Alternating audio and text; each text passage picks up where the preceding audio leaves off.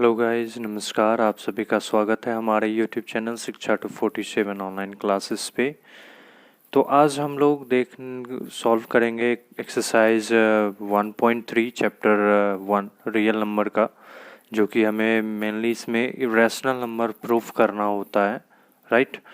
तो सबसे पहले हम लोग देखते हैं कि रैशनल नंबर होता क्या है। तो रैशनल नंबर जो होता है हमारा रैशनल नंबर, ये बेसिकली जो होता है हमारा वो PYQ के फॉर्म में होता है। हमने पहले भी पढ़ा था फर्स्ट एक्सरसाइज के इंट्रोडक्शन में। सारा रैशनल इरेशनल जो भी था, real number, complex number, composite number, को प्राइम सारा नंबर हमने उसमें देखा था। तो रैशनल नंबर जो होता है हमारा वो होता है PYQ के फॉर्म में, एंड Q जो होगा वो हमारा होगा 0 के इक्वल नहीं होगा, ठीक है। एंड P एंड Q जो होगा हमेशा यहाँ पे आर इंटीजर्स, राइट। ये होता है हमारा रैशनल नंबर मेनली। और इरेशनल नंबर क्या होता है? इरेशनल नंबर जो होगा हमारा वो PYQ के फॉर्म में नहीं होता है, राइट। ये PYQ के फॉर्म में नहीं होता। और P एंड Q जो होता है हमारा क्या होता है? Are integers, right. यही होता है। तो बेसिकली ये होते हैं रैशनल, ये होते हैं इरेशनल, जो कि PYQ के फॉर्म में हम लोग रिटर्न नहीं कर सकते, इसको लिख नहीं सकते हैं, राइट नहीं कर सकते हैं। तो चलिए आइए हम लोग देखते हैं, प्रूफ करते हैं जो हमारा थ्योरम 1.4 जो है हमारा NCERT का थ्योरम 1.4 पेज नंबर 12 में। तो उसमें क्या कह रहा है कि √2 is irrational, right. √2 is irrational, ये हमें क्या करना है? मेनली प्रूफ करना है, राइट। तो बेसिकली इसे प्रूफ करने के लिए हमें क्या करना पड़ता है? एक मेथड ऑफ कॉन्ट्राडिक्शन होता है। कॉन्ट्राडिक्शन करके हमें ये प्रूफ करना होता है कि ये इरेशनल नंबर है, राइट। तो सबसे पहले हम लोग इसमें क्या लिखेंगे? लेट अस assume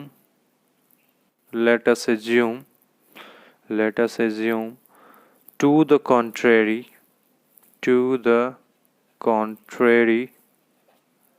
ठीक है, या to the contradiction, right, that √2 is rational number। हमने क्या किया? यहाँ पे कॉन्ट्राडिक्शन मान लिया कि √2 जो हमारा है वो रैशनल नंबर है, इरेशनल नहीं है, राइट। सो जो हमारा ये होगा, जब ये एक रैशनल नंबर है तो रैशनल नंबर को हम लोग जानते हैं कि A/B के फॉर्म में होता है, right. So we can find integers A and B, right. जब ये किस फॉर्म में लिखाएगा? √2 इज इक्वल टू A/B। तो A/B हमारा क्या होता है? या PYQ, तो ये हमारा क्या होता है? को prime number, right. Co prime number होना इसका जरूरी है। और ये एक इंटीजर भी होता है, राइट। तो ये एक find the integers A and B where B is equal to not 0, right. So √2 is equal to A/B। तो ये हमारा क्या होगा? Rational number, right. A/B के फॉर्म में जो भी होता है, या PYQ बोल लो, कोई भी मतलब लेटर लेकर के आप इसे डिनोट कर सकते हो रैशनल नंबर को। तो PYQ कह लो या A/B कह लो, तो ये A/B के फॉर्म में होता है हमारा रैशनल नंबर, राइट। तो इसे हम लोग इस फॉर्म में देखते हैं। अब क्या होता है कि suppose A and B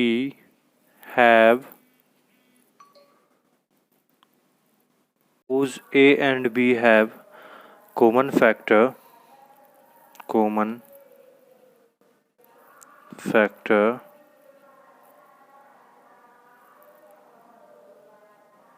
common factor 1, ठीक है। ए एंड बी, या ये लाइन आप हटा ही दो, ये लाइन लिखने की कोई आवश्यकता नहीं है। आप यहाँ पे ये लिख सकते हो कि suppose A and B are co prime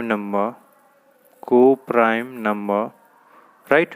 को प्राइम नंबर होने से ये क्या हो जाता है कि हमारा A and B, that I A and B does not have a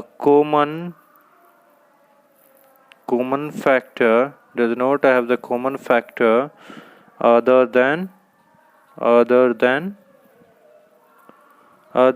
1, right। And Q तो हमारा जो B होगा, हमारा B वो क्या होगा, 0 के इक्वल नहीं होगा, राइट।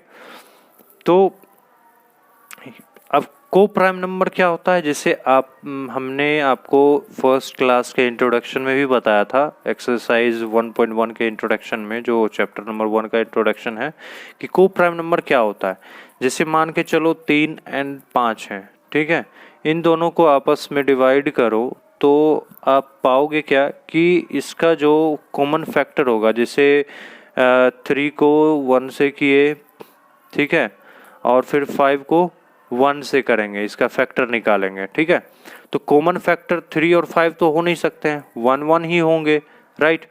तो कॉमन फैक्टर जैसे इसका निकालते हैं हम लोग, तो 1 से 3 को और 5 को भी करें तो 1 से 5 टाइम में, ठीक है। तो 1 ही कॉमन यहाँ पे आ रहा है, तो एक भी फैक्टर जो होगा को प्राइम नंबर का, वो हमारा क्या होगा, 1 के अलावा कोई भी नहीं होगा, राइट। तो ये होता है हमारा को प्राइम नंबर। तो अब हम लोग यहाँ पे क्या करेंगे, जैसे हमने इसे इक्वेशन 1 मान लिया, ठीक है, अब इसी को हम लोग कॉन्ट्राडिक्ट करके चल रहे हैं। अब ये रॉन्ग हो जाएगा प्रूफ यहाँ पे, किस वजह से, कि ये 2 से भी डिवाइड हो रहा है, जिस वजह से ये रॉन्ग प्रूफ हो जाएगा, और उसी वजह से ये हमारा कॉन्ट्राडिक्शन जो हमने लिया है कि √2 इज ए रैशनल नंबर, तो ये भी क्या हो जाएगा, रॉन्ग हो जाएगा। तो इसी वजह से हमारा ये कॉन्ट्राडिक्शन रॉन्ग होते हुए √2 इरेशनल नंबर हो जाएगा, राइट। तो अब हम यहाँ पे लिखेंगे squaring both sides in equation 1, right. Equation 1 हमने यहाँ पे लिखा है। इक्वेशन 1 में वी गेट हम लोगों को क्या मिला, √2 का square is equal to P by A by B का होल स्क्वायर, राइट। तो ये हमें क्या दे देगा, 2 is equal to A square by B square, right. अब हम लोग क्या करेंगे, ये B को इधर ले आएंगे, 2B square is equal to A square, ठीक है, ये हो गया हमारा। अब जो है यहाँ पे हमारा ये क्या हो जाएगा, दूसरा equation, right.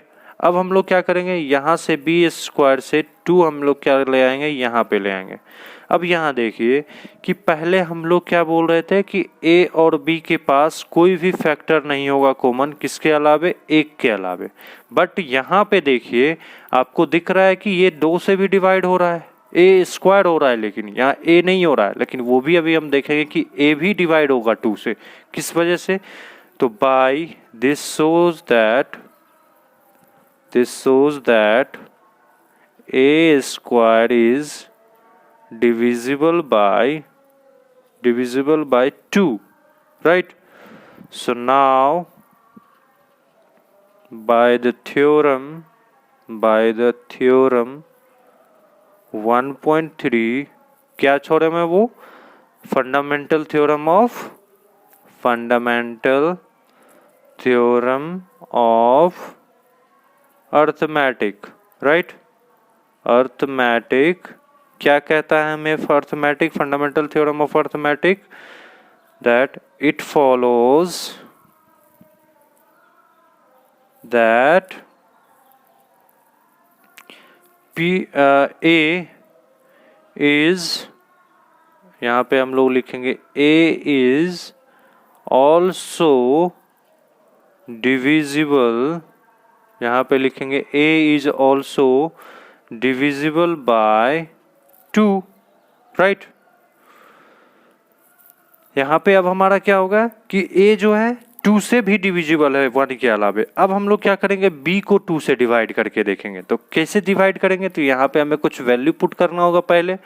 So we can write a is equal to 2c। हम लोग a को क्या मान लेंगे, 2c, right, for some integer c, for some integer c, किसी भी इंटीजर के लिए हम लोग c मान लेंगे। यहाँ पे 1 रख दें, 2 रखते हैं, -2 रख दें, कुछ भी दिक्कत नहीं है, राइट। अब उसके बाद हम लोग क्या लिखेंगे, now putting a is equal to 2c for some integer, right, c in equation second हमने ये माना था, तो इक्वेशन सेकेंड में हम लोग क्या करेंगे, इक्वेशन सेकेंड में हम लोग पुट कर देंगे जो यहाँ पे हमने लिखा था। अब यहाँ पे हमारा इक्वेशन सेकेंड में क्या है, 2b² is equal to a is equal to 2c है, तो 2c का होल स्क्वायर, तो ये हमें क्या दे देगा, 2b² is equal to 2b² is equal to क्या हो जाएगा, 4c²। अब देखिए b² से 2 हमारा इधर आ जाएगा, तो क्या हो जाएगा, 4c²/2, 2 से 2 कट गया ये, ठीक है, तो ये क्या हो जाएगा, b²/2c²। अब देखिए यहाँ पे हमारा 2c² आ गया ना। अब हम लोग इसे क्या लिख लेंगे, b²/2, ये 2 इधर आ जाएगा डिवाइड में, तो ये क्या हो जाएगा, c²। दैट मीन्स ये क्या फॉलो कर रहा है हमें, ये क्या दे रहा है, अब इक्वेशन ये थर्ड हो गया, राइट, इक्वेशन थर्ड। अब यहाँ पे हम लोग देख रहे हैं कि ये नंबर b भी डिवाइड हो रहा है c से, तो अब हम लोग यहाँ लिखेंगे कि this means that b² is divisible by 2, ठीक है। So again bye theorem 1.3, b is also divisible by 2, right। तो यहाँ पे हमें दो चीजें मालूम ही कि a और b पहले हमारा कोप्राइम नंबर था जिसका कि 1 के अलावे कोई भी अदर फैक्टर नहीं होगा, बट यहाँ पे हमने प्रूफ क्या कर दिया कि a का 2 भी फैक्टर है और b का भी 2 फैक्टर है, यहाँ पे हमने प्रूफ कर दिया। तो इसे फिर अब हम लोग क्या लिखेंगे आगे, सो a and b have at least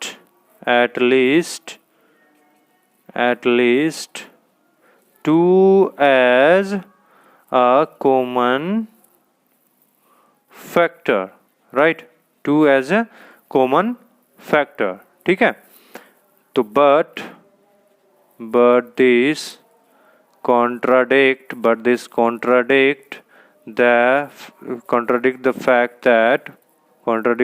that a and b are co-prime number, ठीक है, बट हमने तो माना था कि ये co-prime नंबर है, इसलिए ये हमारा this contradiction has arisen because of our incorrect